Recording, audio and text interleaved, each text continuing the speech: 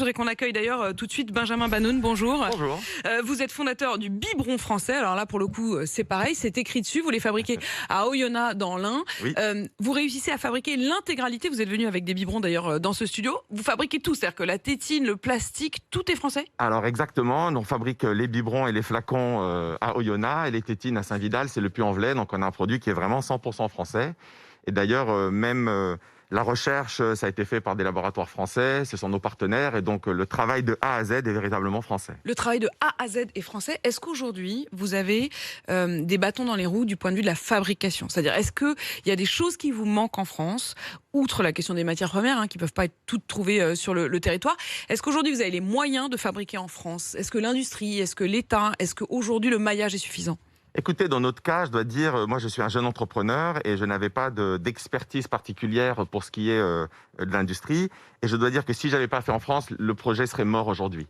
Parce qu'il a fallu tellement de fois retourner à l'usine, travailler, corriger, améliorer. Les moules, c'est des choses qui sont difficiles à développer pour fabriquer des produits, que si j'avais dû aller en Asie 30 ou 40 fois pour aller corriger tous les problèmes, aujourd'hui le projet n'existerait pas. Et je rajoute que l'usine avec laquelle on travaille, qui est une usine française, ce sont des gens qui sont devenus des véritables partenaires. C'est plus qu'une relation client-fournisseur. On a construit ensemble ce produit et si moi j'avais dû le faire ailleurs qu'en France, jamais ce produit n'aurait vu le jour. Ce produit, donc, ce sont ces biberons. Vous les avez sous les yeux. C'est des très beaux biberons, franchement. Vous pouvez les regarder sur RMC Story et ces paroles de maman.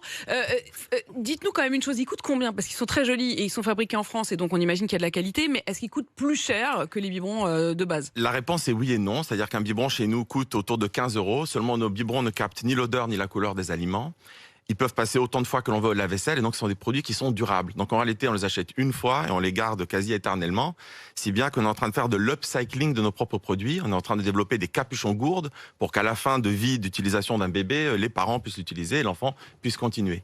Quand on sait qu'un biberon en polypropylène, qui représente 95% du marché, capte l'odeur, les couleurs et libère des microplastiques. Au bout de 8 mois, 9 mois au mieux, les parents les jettent. Et donc, ça finit par coûter beaucoup plus cher. En fait, on le sent bien. Et d'ailleurs,